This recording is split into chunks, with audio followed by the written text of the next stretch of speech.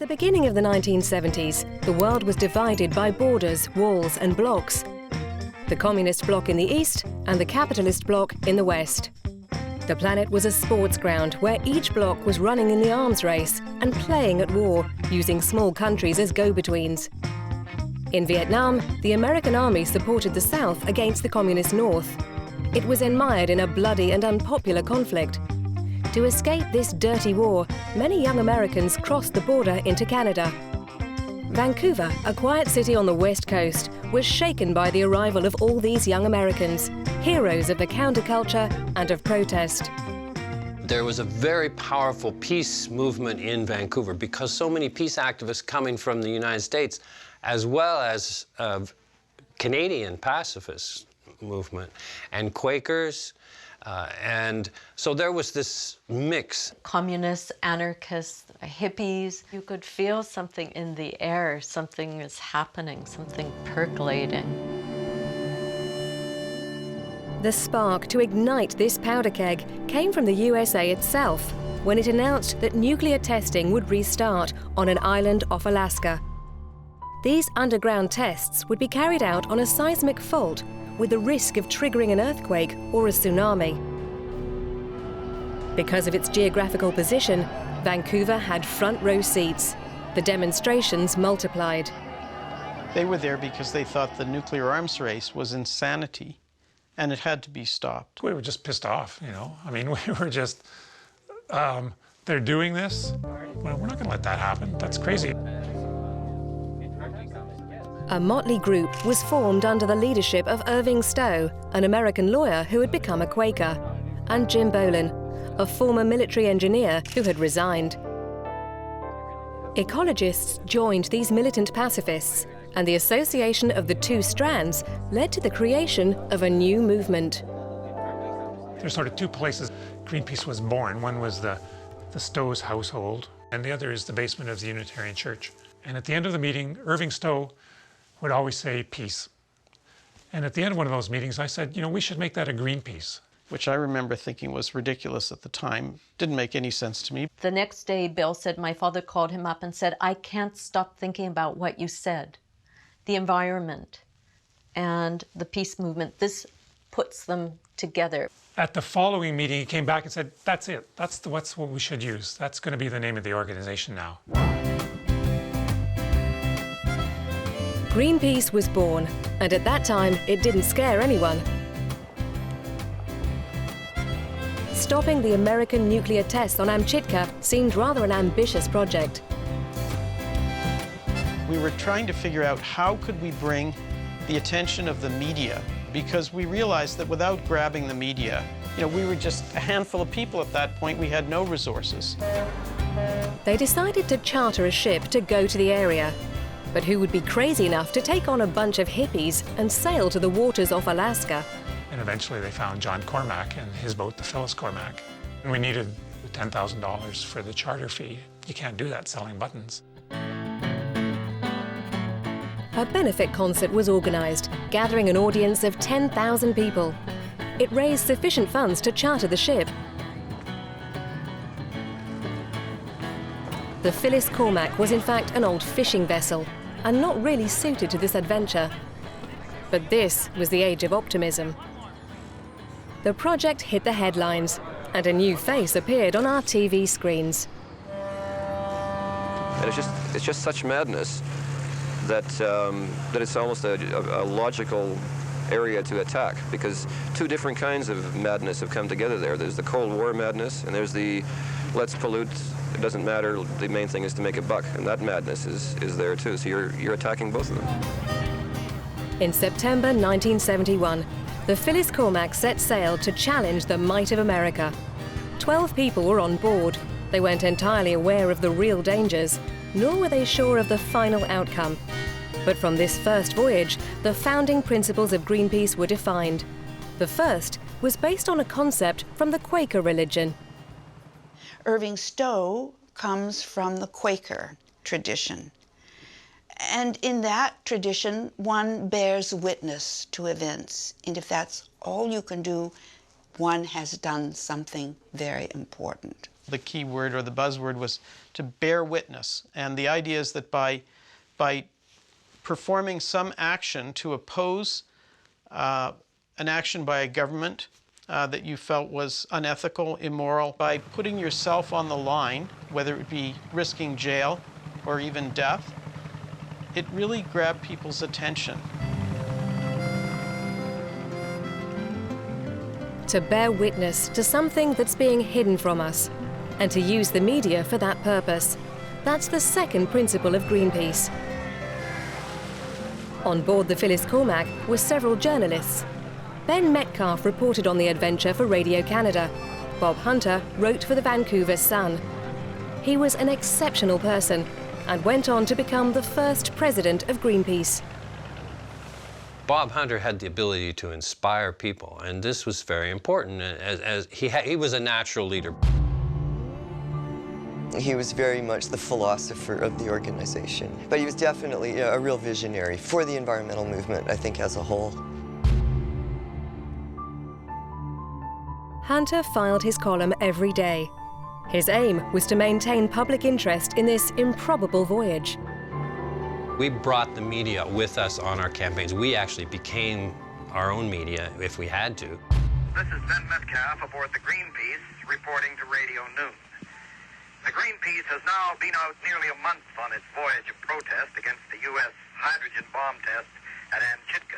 I remember the transmissions from the Greenpeace being electrifying. Ben Metcalfe's voice crackling, with the static. Sometimes it was almost hard to make out, and you could hear the waves in the background. Ashore, there was a whole organization sending out the news coming from the ship. This is Dorothy Metcalfe of the Greenpeace ashore. Yes. One moment, please. I'll start our recorder. Thank you. I designed my own job, knowing how news moves, what the media needs, and I made a list of all the radio stations in Vancouver, plus the news agencies, both national and international. Yes. The beauty, or the brilliance, if you will, of Greenpeace is that it has taken the idea of bearing witness and used it to capture the eyes of the media. But the Americans postponed the date of the nuclear test. Doubts started to emerge. Should we go on? Should we go back? What's the weather going to be like? Can we survive out there? How is this going to play in the media? What's the important thing for the world to know? In the Gulf of Alaska, the sea became rougher as the storms broke. Following another postponement, after a voyage of over a month, the crew decided to return home by a majority of 7 votes to 5. They had to turn back because this fishing trawler could not have made it. We were disappointed, we were angry, there was a lot of shouting. We talked about it interminably.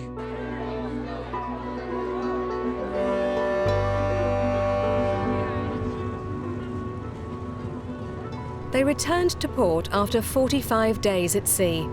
Behind the smiles, there was bitterness, the feeling of failure. Jim Bolin even suggested dissolving the movement. Bob Hunter dissuaded him. They had succeeded in creating a media event. The Greenpeace method had been defined. And they were soon proved right. The USA did indeed detonate their bomb in November 1971. It was supposed to be followed by 5 more tests. But Nixon decided to stop the campaign. Greenpeace's fight was to continue. It didn't focus only on the American neighbor, but the world in its entirety. Ecology looks at the Earth as a whole, a world without borders. That was another of Greenpeace's founding principles, and completely new at the time. Not long after that, the French announced that they would be doing atmospheric testing in the South Pacific, and that kind of rang the alarm bell for the Greenpeace group. What's to be done? And Ben Metcalfe said, now is the time I will call the Wellington Post and tell them we need a boat. and we need a captain. Almost overnight, there was a reply. David McTaggart answered the call. Looking a bit like a pirate, the Canadian businessman was enjoying a peaceful early retirement at the age of 40 on his yacht in New Zealand. He saw on the map this prohibited zone around the atoll of Mororoa in international waters where a government was saying, you can't go as a sailor. That just made him angry. It just made him angry. It offended his sense of liberty. So that is actually what drove him to say, yeah, I'll take on this mission. Bring them to their knees. We can bomb the world to pieces. Now, he actually sailed this tiny little boat into this nuclear weapons test zone, not knowing if the bomb was going to go off or not, and challenged one of the biggest military forces on the planet. McTaggart reached the Mororoa Atoll after sailing 4,700 kilometers.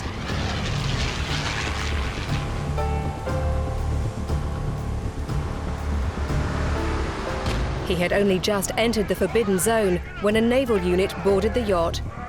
Contrary to statements by the French army, McTaggart was badly beaten, injuring his eye. These photos taken by a crew member were widely disseminated. They made McTaggart famous around the world.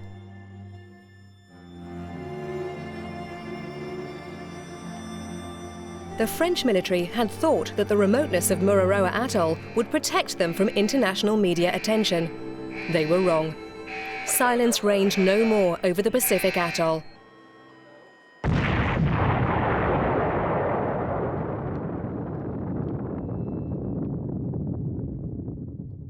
One year later, France decided to stop atmospheric nuclear testing.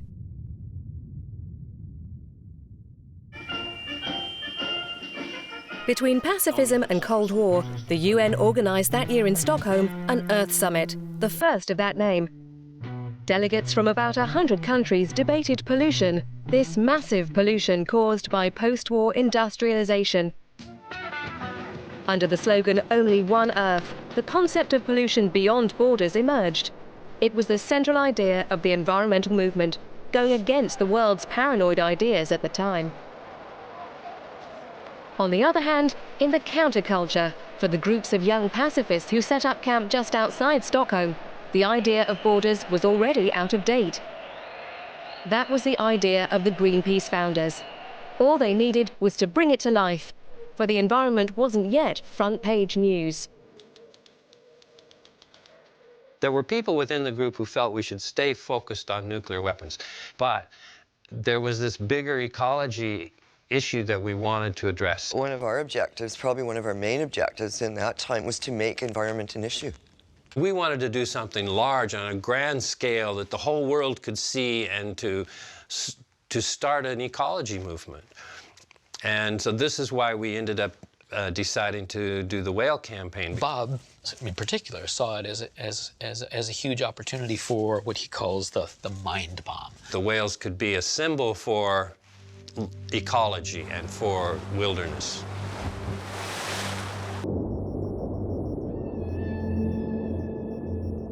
Since the 19th century, whales had been mercilessly slaughtered. In spite of repeated appeals for a moratorium on hunting, the whaling nations, led by Japan, Russia, Iceland and Norway, continued the massacre and killed up to 100,000 whales each year. A subscription provided funding for the expedition, and the Phyllis Cormac set sail again, this time with thousands of people to see it off.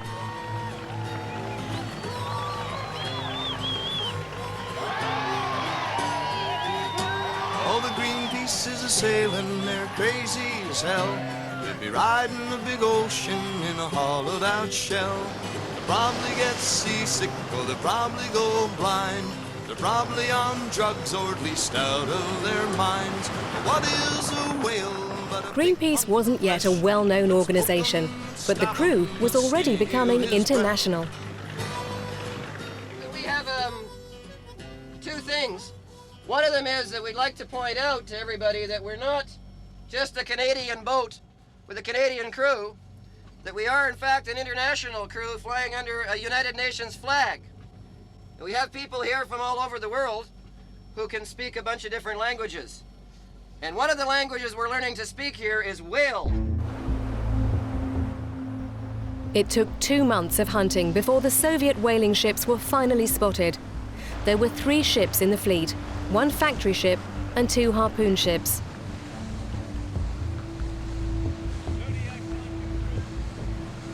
It was time to launch the inflatable Zodiacs. The Zodiac, a new ingredient, completed the Greenpeace method. It's a floating slaughterhouse for whales. Terrible, it's stench, it's horrible. There's a big pipe coming out of the side of this boat. Blood is just pouring out of this pipe. And the smell, you can smell it from a long way away. It looked like a death scene. Greenpeace's idea was simple: to get between the whale and the harpooner to prevent the latter from firing.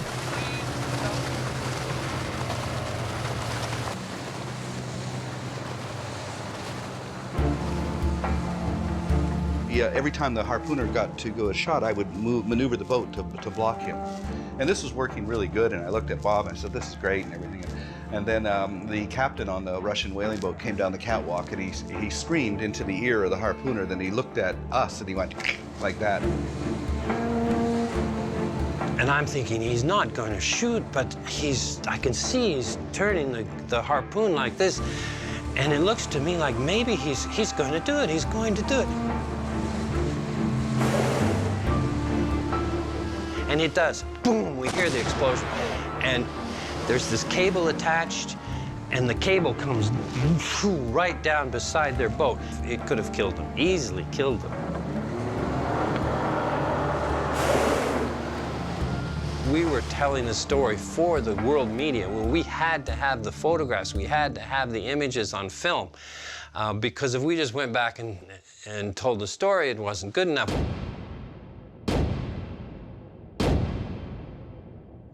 A boat in front of a harpoon to save a whale. And that simple image just declared, you know, in a single shot, you got it. And, you know, are you with the harpooner? Are you with the whale? Which side are you on? And it drew a black and white line between 2 possibilities, and it forced you to choose. Bringing people to the scene of the crime and then confronting them with a choice. What do you want to do with this? What's your opinion? That issue became a metaphor for what we were asking people to do. I'm asking you to take action. I'm asking you to take a stand. I'm asking you to make a moral choice between right and wrong and do something about it. The Greenpeace method would demonstrate its effectiveness with seal cubs. Hundreds of thousands of these white coats, as they're called in Canada, were being killed each year for their fur when Greenpeace decided to start campaigning in 1976. There were other people talking about ecology before Greenpeace, but with Greenpeace, the growth of ecology took off. The helicopter and the clothing demonstrate the change in status. The whale campaign had generated an influx of donations. Greenpeace had money. Greenpeace could hit hard. The pictures were a condemnation in themselves. The shots of blood-stained ice went around the world, putting a stop to fur imports. Greenpeace was gaining international renown. Brigitte Bardot, a world-famous star at the time, came to support her Greenpeace family. I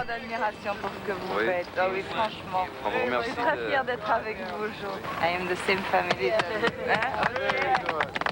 want me like your sister? Yeah. Orange overalls were now in fashion. We brought attention to ecology, but we also brought attention to ourselves. And so now Greenpeace was famous. The main difficulty we had is that Greenpeace groups began to spring up everywhere all over the world. We'd get a letter with a stamp on it saying, "Greetings from Greenpeace Boston." And everybody would go, "Hey, yeah, we got Greenpeace in Boston." So it was growth, and it was growth like mushrooms after the rain. C'était le bordel. It was a mess, let's be honest. It was somewhat inevitable because it was a time of absolutely extraordinary creativity. There was an old ship in the London docks that was about to be scrapped. The Sir William Hardy became the Rainbow Warrior, a beautiful name for a ship that would meet a tragic end. The name was suggested by Bob Hunter, who quietly withdrew to allow an old acquaintance to take the helm in Greenpeace. Now we have to pull all this together. And David McTaggart was central to this because David had more experience than the rest. He had been a businessman. He had some experience in organizing people. Because he was the one that pulled everybody together. And it was a very difficult thing to do. And he managed to succeed.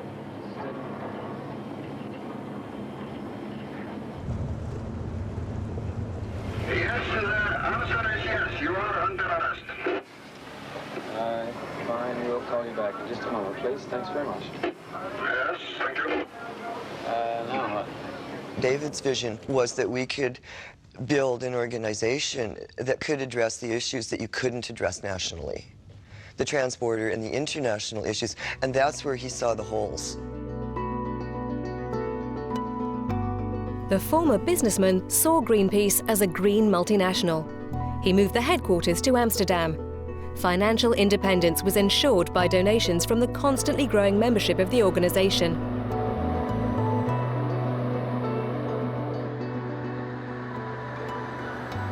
For McTaggart, who came into ecology via the Mururoa Atoll, nuclear testing remained a priority.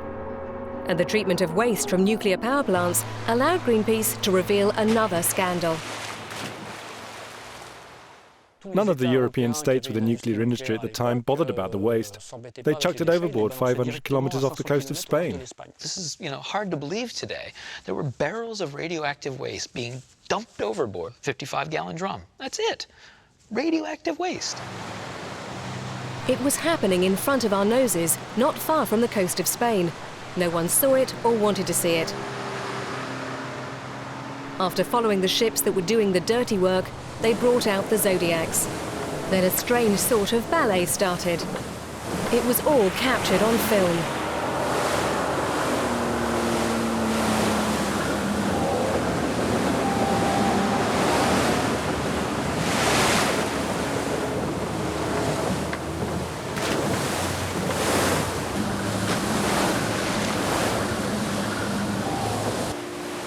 But it wasn't just a game. There was nearly a serious accident when two 800-kilogram barrels, so 1,600 kilograms of nuclear waste, fell onto a Zodiac.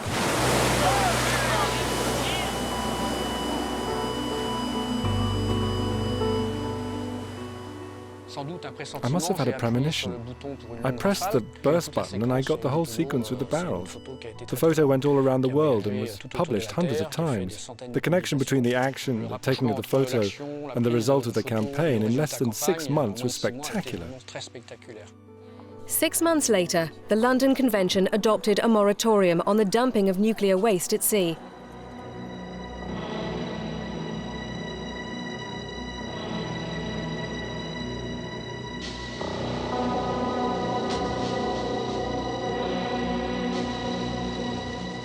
Increased funding meant that more sophisticated communication methods could be explored, like this commercial made in 1982 by the photographer David Bailey.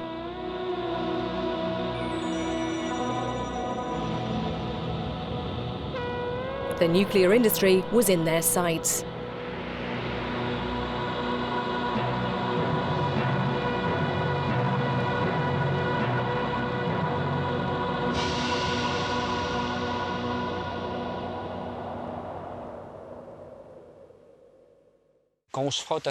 When you take on the global nuclear industry, it's not like a small local factory. There are times when you say, we're up against something quite big. Are we going to be able to make things change? The tough part for an organization is if you're going after a big target, whether it's a corporation or a government, you either have to be so small they don't think that you're worthy of attention, like a mosquito stabbing at them, or you have to be so big that they can't take you on. He said the really dangerous point was right in the middle. In the summer of 1985, Greenpeace was sailing in this in-between area, neither too small nor big enough, subject to every paranoia. And when the Rainbow Warrior arrived in Auckland for another anti-nuclear campaign, no one could have imagined that the elements of the drama were already in place.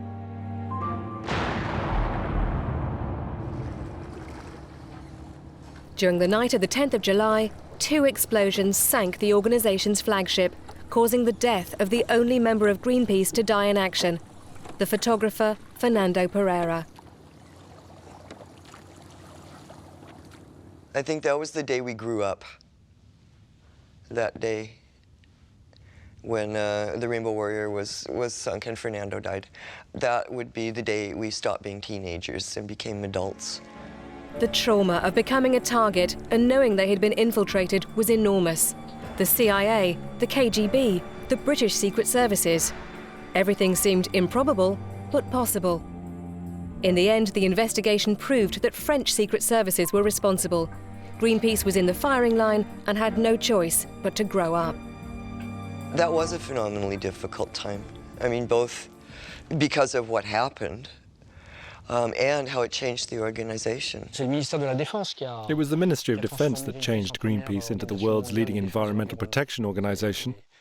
From the end of 1985, checks poured into Greenpeace like confetti. And the supporters were joining at a phenomenal rate.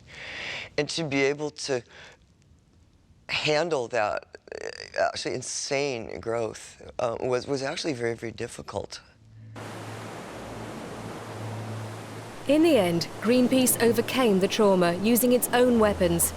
It staged the sinking of the Rainbow Warrior in Matori Bay in New Zealand in front of the world's TV cameras.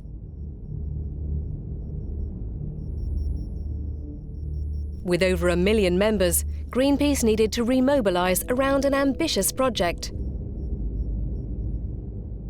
There was so much money coming in, there was so much attention on the organization that we had to be really, really conscious to stick to what we do. Greenpeace threw itself into a slightly crazy project to save Antarctica. The Wellington Convention, under the pretext of protecting the continent, authorised the exploration of its mining resources. It opened the door to large companies which wanted nothing more.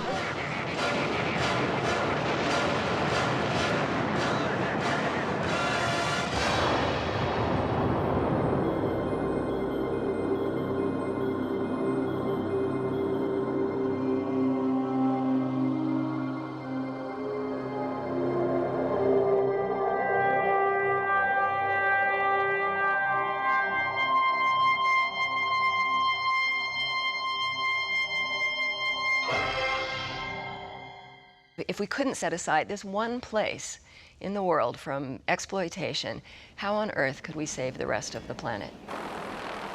So we decided to go to the continent and set up our own base camp there.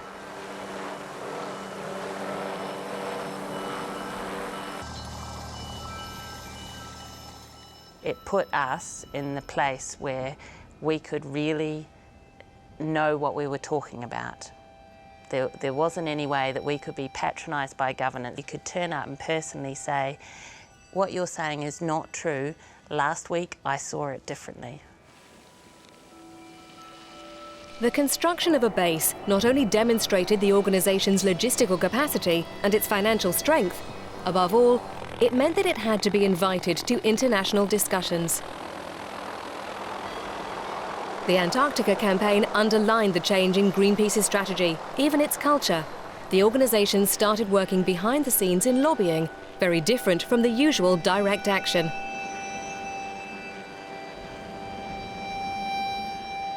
We also had a very extensive campaign running very quietly behind the scenes at a very high level, pulling strings, people who knew people. One of those people was Jacques Cousteau, who became very engaged and very interested in this issue, and at one point launched a petition in France, and it received something like 1 million signatures.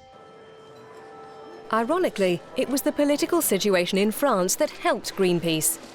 Michel Rocard had just been appointed as Prime Minister. One of his tasks was to repair the damage caused by the sinking of the Rainbow Warrior.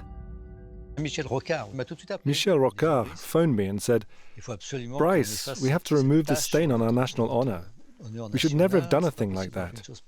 Come and help me set up a very strong environmental policy." And we particularly focused on the Pacific. What could we do for the environment of the South Pacific? Well, I'll never forget, in 1989, I got a call from the person who we worked with in the Cousteau Foundation. He called me up and said, "Kelly, France is going to abandon the Minerals Treaty and is going to go for environmental protection instead." And I said, "Uh-huh. Yeah, okay, it sounds like a good thing." And he said, "Kelly, we've just won the campaign." Having one country decide to abandon it was a huge thing. And then when we got Australia to do the same thing very shortly after that it was now just a matter of time. The first two dominoes had fallen and that there would be a chain reaction and the rest would start to fall after that, which is exactly what happened. Antarctica was saved. Under the Madrid Treaty in 1991, the continent became a natural reserve. All mining activity was banned for a period of 50 years. Greenpeace, which had invested huge sums in this adventure, could savour its victory. But this success had a downside. Since it was obtained through working behind the scenes, it was pretty much invisible. The organisation gained little benefit.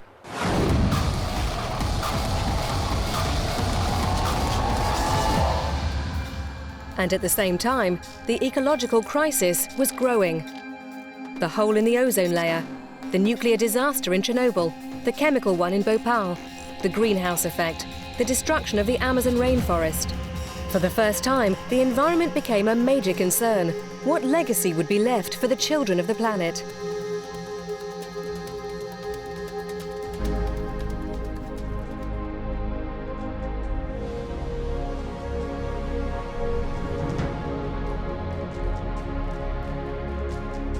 "20 years after Stockholm, a second Earth Summit was organised in Rio.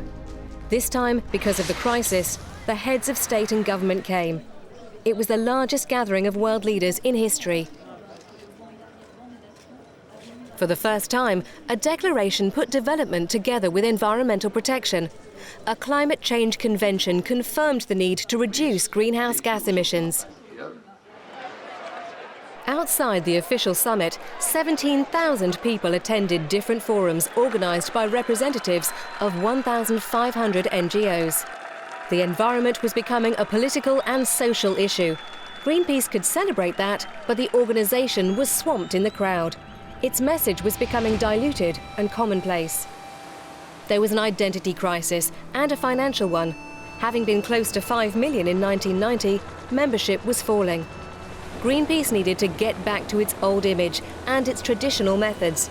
In 1995, it had just that opportunity.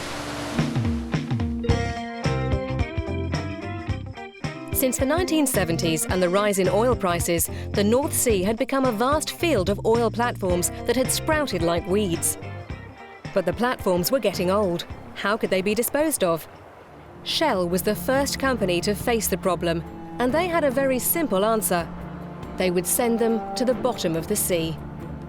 The oil companies intended to dump into the environment facilities that were a size comparable to the Eiffel Tower. Waste going into the sea, the prospect of direct confrontation, it was too good an opportunity. Greenpeace once more launched the Zodiacs. A fierce battle began to occupy the Brent Spar platform. So from the helicopter, we could look down and we saw all these little inflatables crisscrossing around the water with the water cannons pointing at them. Once again, tragedy was only just avoided.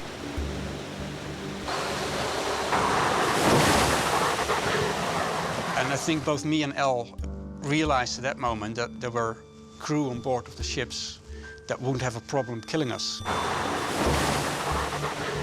Water cannons aimed at a helicopter were the step too far that transformed the campaign. Greenpeace Germany started a boycott of Shell petrol stations. The company lost €5 million per day.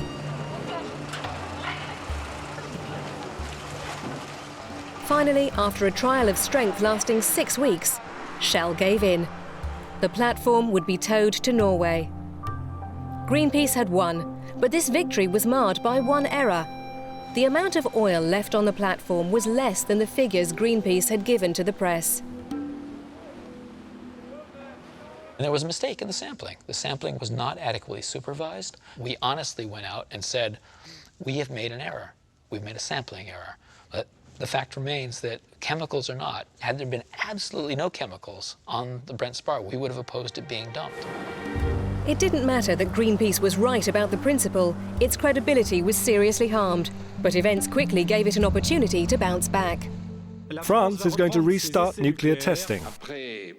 After wide consultation, I've taken this decision because I consider it necessary to the superior interests of our nation. Jacques Chirac's announcement of more French nuclear tests in the Pacific opened a new chapter in the war that had opposed Greenpeace and France for nearly 25 years.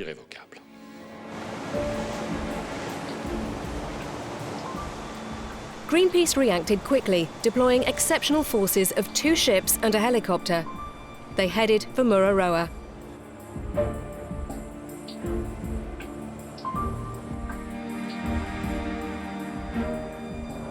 The first aim, to gain media coverage of the event, was quickly achieved.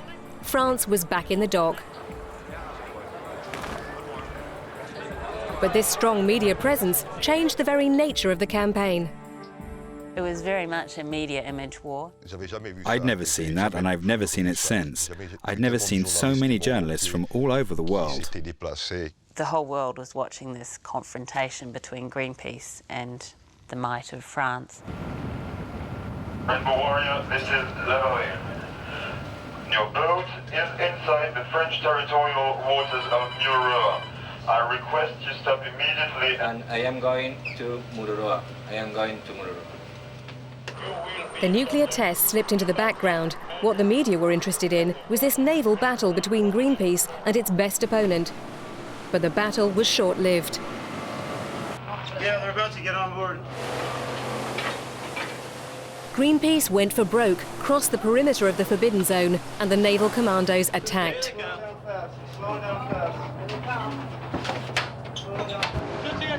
In 2 hours, Greenpeace lost its 2 ships and also the battle for pictures. It was the French Navy's video footage that showed the assault to the whole world. Greenpeace's footage couldn't be sent out. These are the last pictures that were shot. This is Rainbow Warrior.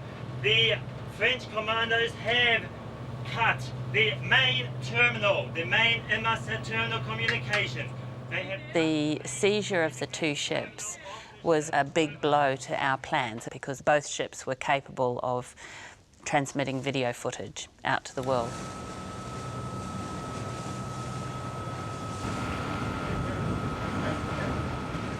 So in the sense that it didn't follow our plans, it was a failure. Certainly,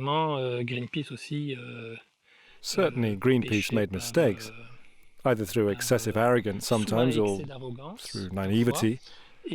So yes, we've seen a lot of backlashes. As soon as the naval battle was over, the media quickly left and France continued its underground blasting. Even though Jacques Chirac ratified the nuclear test ban treaty the following year, the doubtful effectiveness of the operation and the confiscation of equipment for several months led Greenpeace to reconsider its method of action in a rapidly changing world.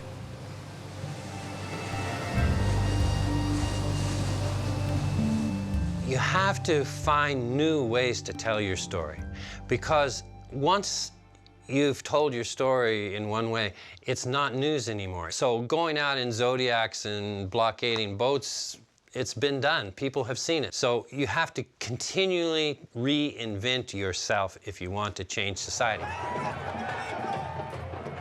The World Trade Organization's summit in Seattle should have marked the advent of trade globalization. Instead, it revealed strong resistance to liberal globalization. the alto-globalist movements occupied the streets, captured people's attention and focused anger.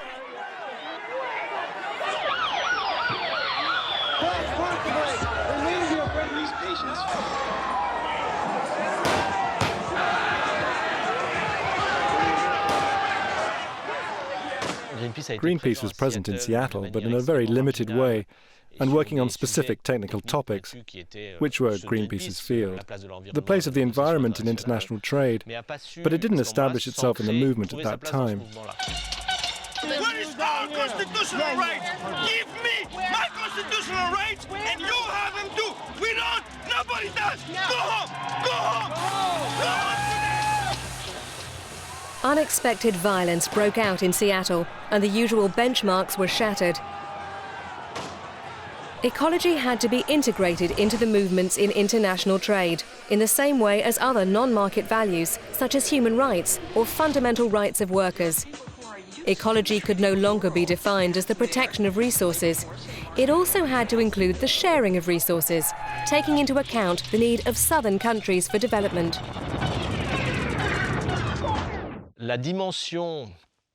The north-south dimension of these problems wasn't part of the Greenpeace approach, but Greenpeace needed to position itself in relation to that movement.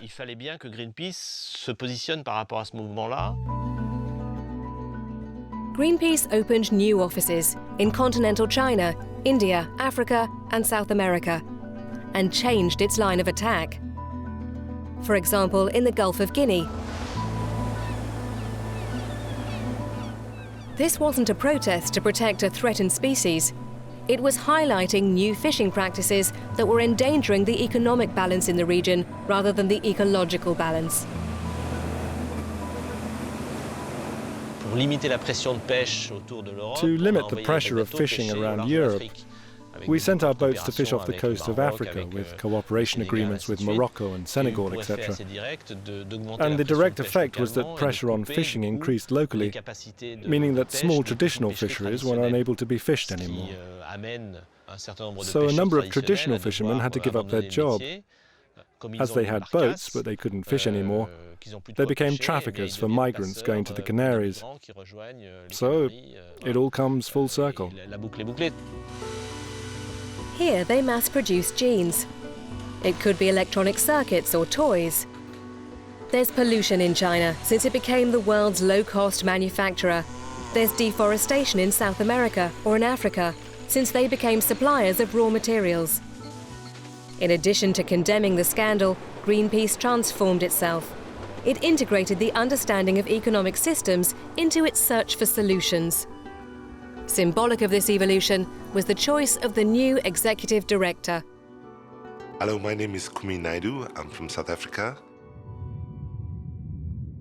Part of the problem the world faces at the moment is that we do not respond to global challenges in an interconnected way. You can't talk about environmental justice if you don't talk about economic justice, because environmental justice is impacted by the kind of economic practice that there is in the economy. For example, in South America, rainforests and other natural landscapes are destroyed every day to make room for genetically engineered monocultures and pasture. At the same time, the genetic engineering lobby claims genetically engineered crops can help to reduce world hunger. Genetic engineering is not the answer. The genetic engineering campaign allowed us to start to position ourselves in a slightly broader arena where we said, it's the agricultural model that must be looked at. Genetic engineering isn't just a French question. It's a question of food sovereignty in a number of different countries in the world. Ministry of Rice. Take this ingenious invention that Jean is carefully preparing. Looks like normal rice, you're thinking. But in fact, it's genetically modified rice. Oh, by its official name. The new, mostly invisible threats laid down a real challenge to Greenpeace, which needed to reach a more fickle audience that was used to the internet. Fire! Who makes the weed killer? Fire! Let's keep this in the family.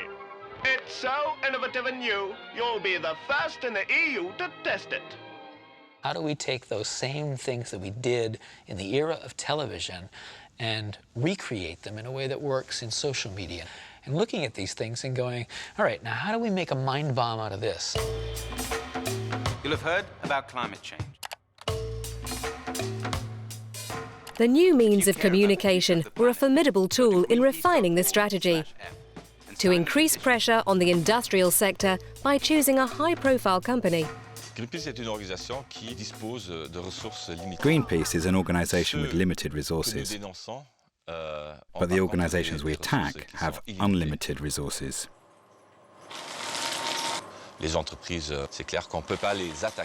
Obviously, we can't attack every company at the same time.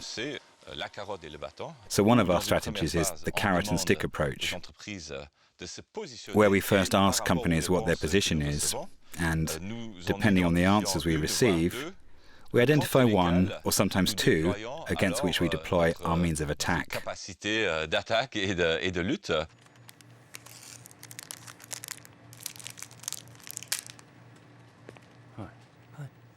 The impact of this campaign against Nestlé's use of palm oil, which encourages deforestation, was astonishing. It was viewed 1.5 million times in 2 months on the internet and forced Nestlé to stop using palm oil.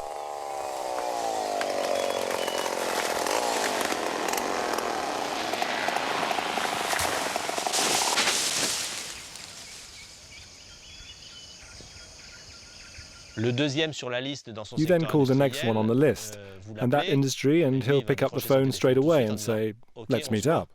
He's not going to want to go through the same confrontational phase unless he's completely stupid, and generally they're not completely stupid. It doesn't always work quite that well, but that's what an organisation like Greenpeace is seeking to do with these games of dominoes.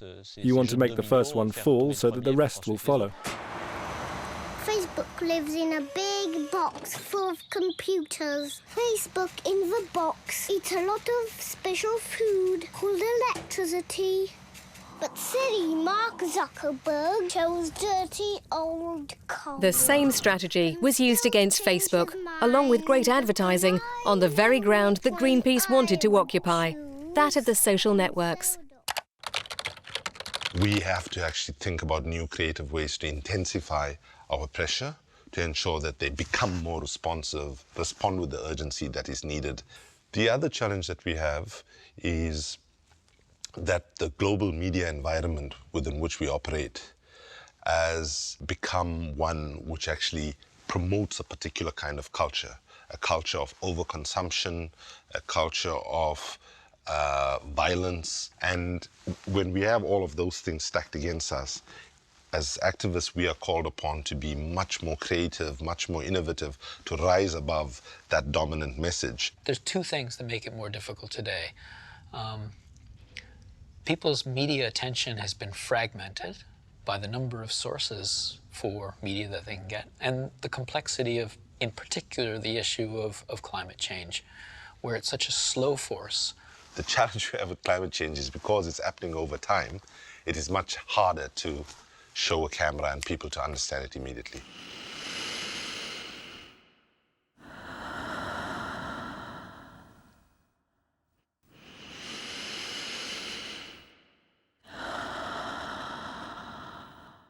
Climate change is the biggest environmental threat we as a civilization, we as a people, we as a planet have ever faced. And if we don't address it, that's it, game over.